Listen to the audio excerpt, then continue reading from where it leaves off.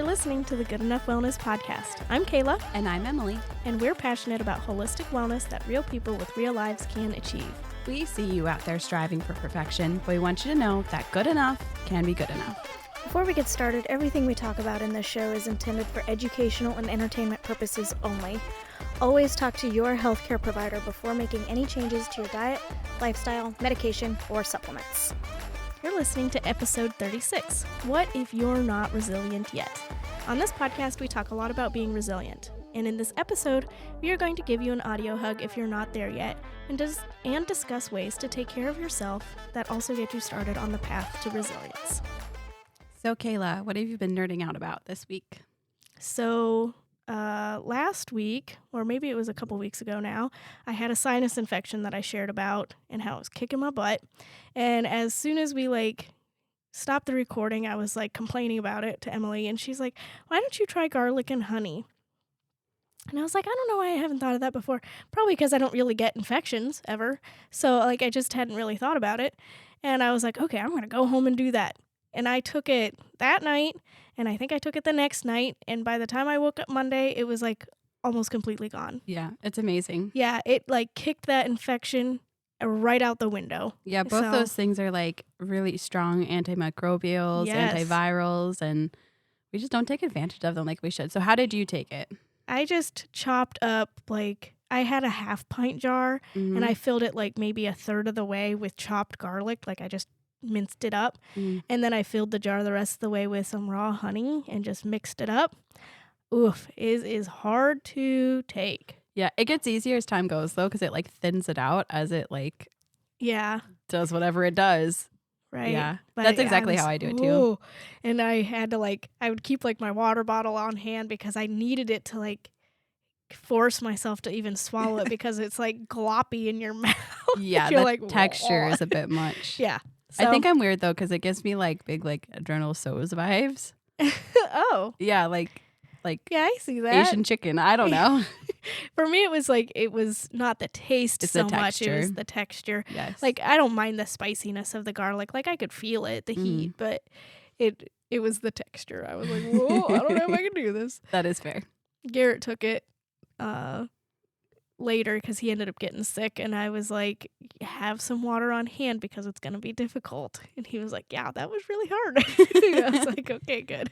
Okay, good. I'm not just being a wuss about this. So Emily, what about you?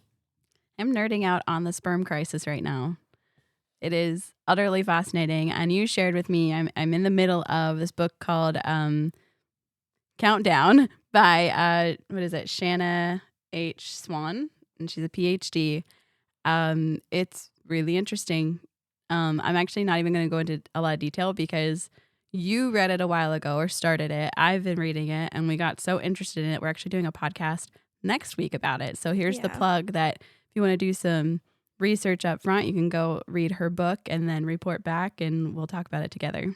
Yeah, it's alarming, but also really fascinating. Well, with all things that are a crisis or alarming, it's knowledge is power. The more we know, the better more to find out now and do something about it. Yeah, than to find out because, it happened. Right. We don't want the Handmaid's Tale around here. No, thank you. Oh, goodness. Hey there, Goopers. Yeah, Goopers. You guys who listen to the Good Enough Wellness Podcast, that's your name now. Get used to it. Are you craving a healthier, more balanced life, but you're not sure where to start?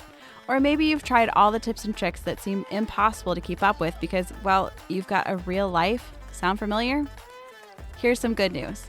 We've got something just for you. Our free Patreon community is all about holistic wellness that works for real people just like you.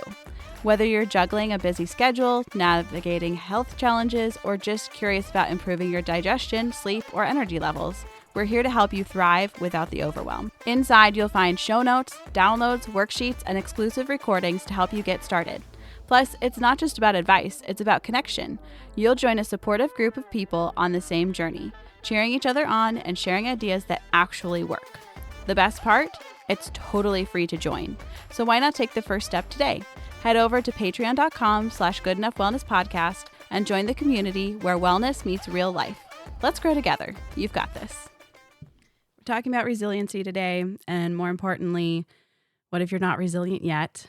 And it can be, we've been where you're at, if that's where you are. Yeah. It's not fun. It's disheartening. Mm-hmm. But we want to give you, first of all, an audio hug to say they're there. It's going to be okay. Yeah. And here's some steps for you. So let's get into it. And I think, obviously, the first question with anything is why? Why do you want to be resilient? We actually talked about this a good bit on our very first episode when we were baby podcasters, not professionals like we are now. Yeah. So profesh. And to me, resiliency is that ability to have margins in your life to be able to accomplish all the things you want to accomplish and still be able to, live a life that you want and you aspire to have without feeling like you're dying. Right. I think we see now a lot of people are controlled by their limitations. And so you see a lot of people with autoimmune disease or other issues, and they're constantly having to, I don't even know the right word for it, but they're constantly needing something, like a modality, in order to get through their day. Like there's somebody who's like, they need their peppermint oil, they need their lavender oil, they need their breathing practice, they just have this laundry list of things that they need to even get through a day. Or looking more mainstream, it's like that Red Bull you have to crack every day at 2 p.m. Right. Or it's like the antidepressants you rely on. Not that that's necessarily bad. And I'm not saying that any of these modalities are really bad, but we shouldn't need to rely on these things day in and day out just to survive. Yeah. So like kind of the conversation is like, how do we support our bodies and ourselves and our minds, and so that way we can get to a point where we only need those things like for in a quote unquote emergency. Yeah. Instead of needing them just to get through a day. Yeah. So we kind of talked about why you want to be resilient. And I think the first thing that you need to remember and focus on, if you're not resilient yet, is grace. Grace. If you're not resilient yet, you need to give yourself so much grace. Yeah, your resiliency does not determine your worth or your value as a Right. person at all. I hope we don't have to say that, but I want to Yeah. say it. Yeah, and it's like if you are relying on that lavender essential oil, that EFT tapping practice, that whatever the case may be, if you're relying on those things to get through the day, I'm not bashing you. I just want you to know that you can get through that to the other side. Mm-hmm.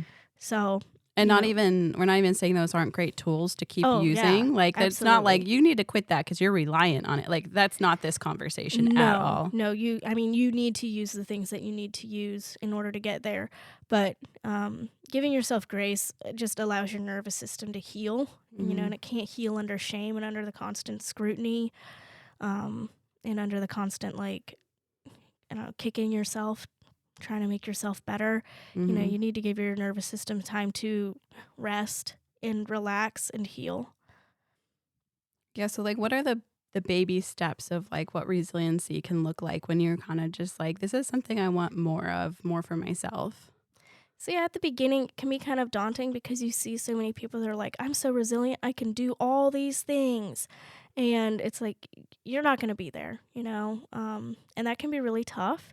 So at the beginning, resilience can look like things like, I just made a short list: sitting in the sun for 5 minutes, walking for 10 minutes, lifting 5 to 10 pounds, learning mobility drills. You can practice getting off of the floor without your hands, deep breathing exercises, making your water just slightly cooler in the shower. Wait a second. Can stimulate your I'm not on board with this. not cold. Yeah. I'm not suggesting a cold plunge or a cold shower, but just even a little bit cooler can stimulate that nervous system. So less than molten lava is what you're looking for? Not my choice, but I was going to say. I choose to build my resiliency in other areas that isn't the temperature of my shower. Yeah, same. You can also learn to reframe your thoughts. You can go to therapy. Therapy is a great place to start doing that. And somatic practices.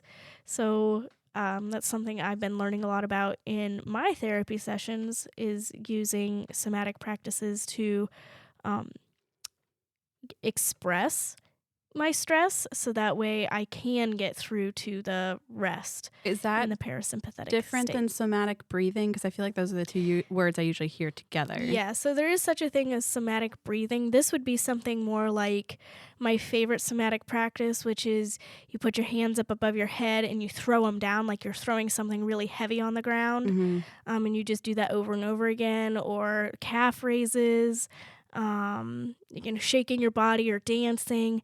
It's just things that move the stress through your body so that way it gets expressed out rather than Right. just sitting in and making you feel I anxious. just thought of like a perfect example of this. So you're talking about like this like energy release to like Yeah. take those inward feelings and release them as energy, which like it sounds so woo-woo until you realize that like energy is a thing and it exists and it's real. Yes. So we were really big into archery back in the day. We shot archery a lot. And one of the first things you learn when you're learning to shoot is you never, ever, ever, ever dry fire a bow. And Mhm. dry firing means that you just like pull the string and you let it go with like No arrow. no arrow. And the reason why this is like such a huge no-no is the arrow is what keeps your bow from exploding, literally, with all of the energy that's stored in it.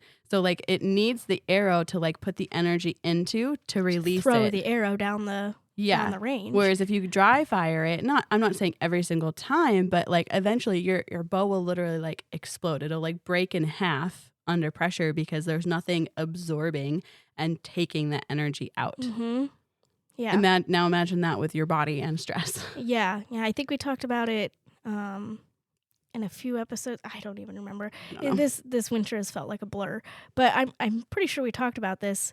I talked about the book Burnout by Mhm. Emily and Amelia Nagoski, and they talk about how, if we encounter something that's stressful, so a predator, we would run. Right. And that moves our energy, right? But now we experience a quote unquote predator, whether that's your screaming child in the back seat, a deer jumps in front of your car. Mhm. We're not running. We're sitting still in a seat with Yeah. that energy having nowhere to go. Mhm. And so it kind of gets trapped in your body, and then you get stuck in the sympathetic nervous state, Mhm. that fight or flight state where you constantly feel on edge because you haven't expressed yourself. Yep. Like bodily. Yes. Gotta move it out. I think probably like one of my favorite tools to use when you're, trying to get out of this like burnout, you're trying to build resiliency, is taking a break. Mm-hmm. I had to do Mine too. this. Yeah. I've had to do this pretty aggressively, a few years ago. And then like I still have to take a break sometimes. Mm-hmm. There's just a lot of noise in the health world. And lots of these things are so helpful. Lots of these things are great, but sometimes it's just too much. So like take a break from supplements, from routines, exercise, information. Is a huge one. Mm-hmm. And I mean, that could be, heavy reading, like reading about the sperm crisis, or that could be like scrolling Facebook and seeing what great Aunt Gladys is up to. Like just Right. taking a break from the input so that your brain has time to process, release, and move through it. Right. The constant input of information, our body can interpret that as stress, like Yeah. as a predator, honestly, Mm-hmm. because we're not intended to take in that much information. We live in an age where it's like information is at our fingertips 24/7. Yeah. Back in the day, you had to get a book and you only got one book on a subject, Yeah. or you heard about it from your village wise woman, Yeah. but you weren't getting the nonstop barrage of information that we get now. And it's not just like bad information, it's good information too. Right. Like I do this. I'm very much a knowledge person. I love knowledge, and I have to be careful that I don't spend 12 hours a day listening to podcasts, reading, consuming on social media information on how to make things better. Mm-hmm. It's not always about like how bad things are, but how good I can make things. Mm-hmm. And I just have to be real careful not to Go all in. Yeah, and become my own predator. Yeah. I am the problem. Yeah, it's me. Hi. I'm the problem. It's me. That is not the first time we've used that reference. No, I'm I love sensing a it. trend. And just a reminder that like taking a break from these things, any of these things, it doesn't mean you're swearing it off forever. Yeah. And if you decide to go back to that thing that you decided was causing you so much stress, it probably doesn't mean failure. It probably means growth. Yes. Yeah. If you're able to go back to something that once triggered you, Mm-hmm.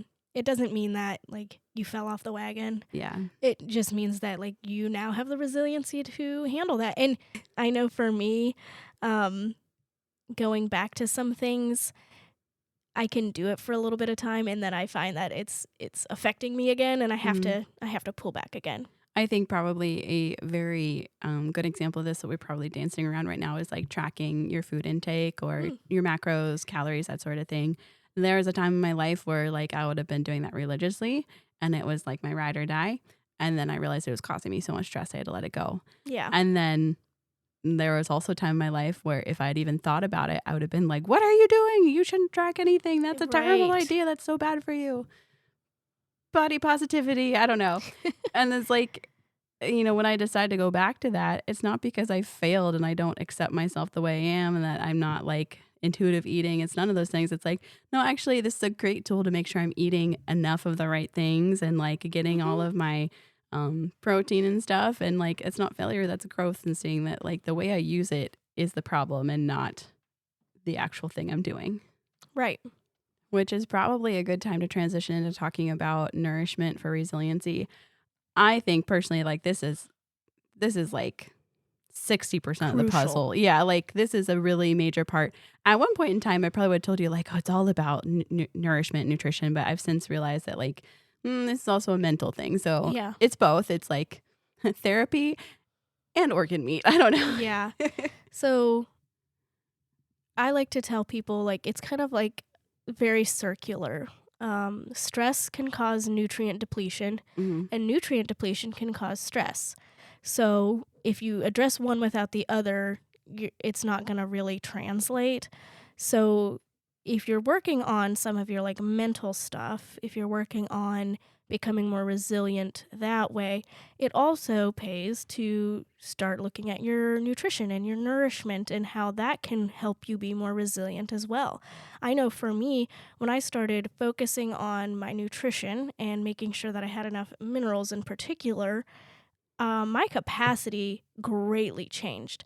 I Mhm. have so much more social capacity. I'm an extremely introverted person. I don't have a lot of social battery anyway, but when I started focusing on nourishment and especially minerals, my social capacity grew so much. My patience grew. I like it felt almost like a total personality change. Like I still felt like myself, but I just became a lot more the most integrated person I could be, honestly. Mm. And a lot of that was because of nourishment, making sure that I was eating enough, eating frequently enough, eating my micronutrients, my macronutrients. It all made a huge difference. Yeah, I agree with this 100%. I had a lot of mental mess, relationship mess to really wade through, and I couldn't have even begin to like think about getting into any of that without Yeah. that, creating those margins with nutrition to have the capacity to, even think about anything internal. Yeah. Like it was, my body was in pure survival mode for a while there. Definitely not in a thriving mode. So I am 100% in agreement with that. Yeah. And I know we've all heard the stories like that circulate probably mostly in crunchy circles, but the women who like get healthy and start nourishing themselves and leave their husbands because they finally have the capacity to realize that they're in an abusive relationship and they have the energy to get out. Yeah. Yes. So if you don't have the capacity to figure all this out on your own, this isn't a judgment. We're addressing this because we know there are people out there who aren't resilient yet. And if that's you and you don't have the capacity to think about your nourishment, there's no shame in seeking help. I'm always happy to be that person. I have office hours. every week that you can come to. You don't need to RSVP to them. You don't need to make an appointment. You can just show up, and it's a Google Meet room, and you just show up, and I'm sitting there. I'm usually working on some stuff, just waiting for you to show up. And you can ask me all kinds of questions or ask my advice, and I am happy to provide that for you. I want nutrition, nourishment, everything to be as accessible to as many people as possible, and that's one of the ways that I find is easiest for me to do that. I'm not a big social media girly. Like, I'll share some stuff, but I'm much better talking one-on-one with somebody. And so if that's you, I'd love to see you at office hours.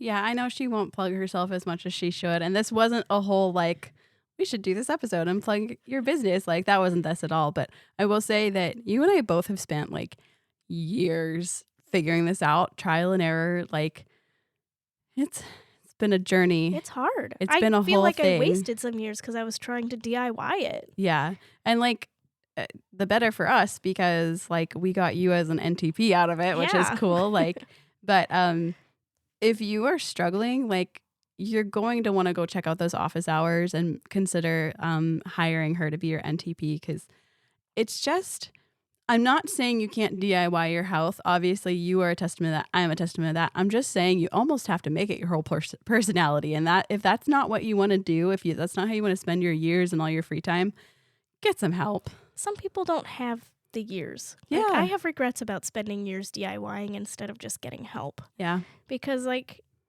those could have been years I could have been doing something else, Yep. helping more people, and I didn't. Yeah. So, not that DIYing is bad or anything, but to get the most bang for your buck, sometimes you gotta focus in. Seek help. It's fine. So we hope this conversation felt like an audio hug where we are saying, you don't need to have it figured out. You don't need to be resilient yet, Mhm. but there's worth in becoming more resilient, and there are ways to get there that are pretty accessible Yeah. without a lot of effort. Yeah. Because I know you don't have a lot of it when you're not resilient yet. True As story. someone who has been there, Yes. in some ways recently. Yeah. So we just hope this was an audio hug and you feel seen and heard and loved. Yes. Thanks for coming along with us. Hey there, friends. Are you feeling stuck or overwhelmed on your health journey? Maybe you've got questions about digestion, supplements, or just how to take that next small step toward feeling better. Well, I've got something exciting just for you. Office Hours. Every Tuesday, I'm hosting 2 live video chat sessions where we can connect one-on-one. This is your chance to ask questions, get guidance, or simply chat about how to make progress on your health journey. Whether it's understanding your supplements, tackling digestion challenges, or figuring out how food and lifestyle can support you, I'm here to help. Now, here's the fun part. While the links to join Office Hours are available to everybody, my email subscribers get so much more. By joining my email list, you'll not only stay updated on Office Hours reminders, but also get access to exclusive tips, resources, and inspiration to help you feel your best. Head over to the show notes for this episode and sign up for my email list today. I can't wait to see you during Office Hours and help you take your next steps with confidence and clarity. Let's do this together. All right, Kayla, what's good this week?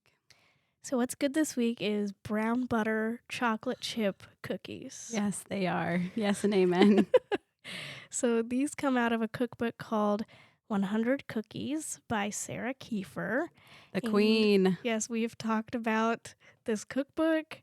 I think it was in our gift guide, and I have had the most insane chocolate chip cookie craving for like weeks now, and I've been Mhm. just making these brown butter chocolate chip cookies on repeat. And They're so good. they are just hitting me in all the right spots. Like, to the point where it's like, I think I'll have half a cookie for breakfast, like with breakfast, There not you go. for breakfast. Yes, thank you. Amendment, please.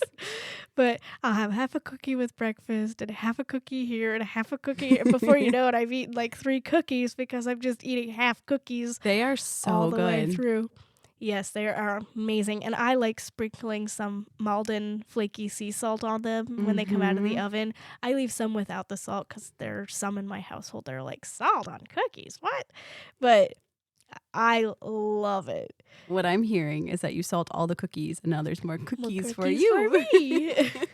No, because they'll eat all their cookies and then they'll be like, oh, there's only salted ones left. I guess I'll eat those. That definitely happens. So, Emily, what about you? Mine is also food themed. I made the best barbecue chicken pizza last night. I love barbecue chicken pizza. It is the best pizza. I think I'm going to stand on that. It is the best pizza in existence. And I often kind of half, but am I allowed to say the other word? It's our podcast. We decide. I half-ass pizza a lot.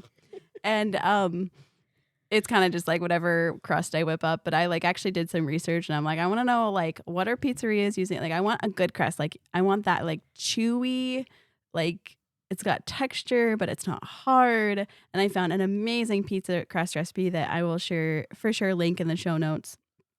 And did like a rotisserie chicken and chopped it all up. And so I did like Kinder barbecue sauce, the chopped up chicken, fresh mozzarella, not fresh mozzarella, but like a part skim mozzarella, and pickled onions. And what else did I put on there? Corn, because I like just a little bit of. Okay, here's the thing about corn. I think that a really good barbecue chicken pizza would have pineapple on it. Oh, yeah. But I like to stay married. So I put corn on it. And if you asked him, he would probably say, like, I could do without the corn. But it was my way of compromising. And it's a little pop of sweet. It is. It's a little, like, fresh, like, burst of flavor. And then, of course, like, some green onion chopped up. It was the best. And then to piggyback on that, and this feels like a whole nother, like, what's good. But I took a chance over the winter. I don't know if you guys are on TikTok, but everybody was using a Paisano pizza maker. And it looks like it should be like this janky, like cheap appliance. And it's actually not. It's this awesome, plugs into the wall. It's an actual pizza stone. It's got like this big like lid that goes down over it. The thing heats up to like 800 degrees. So I was able to make pizzas inside without like running my oven forever and ever. When it's completely heated up, it takes like 4 minutes to cook a pizza. Wow. It's awesome. It's made the best pizza. Yeah. So highly recommend, and I'll link all the things. Awesome. Pizza. That sounds amazing. Yes. Okay, hear me out. Pizza party with barbecue chicken pizza and then cookies. Hey, I'm in. I like it. Let's do it. Thank you for listening to the Good Enough Wellness Podcast. To learn more about my one-on-one packages, join my mailing list and follow me on Instagram at Kayla King Wellness. Don't forget to subscribe to the Good Enough Wellness Podcast feed wherever you listen to podcasts. You don't want to miss an episode. Follow us on Instagram at Good Enough Wellness Podcast to learn about upcoming episodes and join our free Patreon to interact with the Good Enough community. The Good Enough Wellness Podcast, because good enough can be good enough. Well, that's good enough for me. Me too.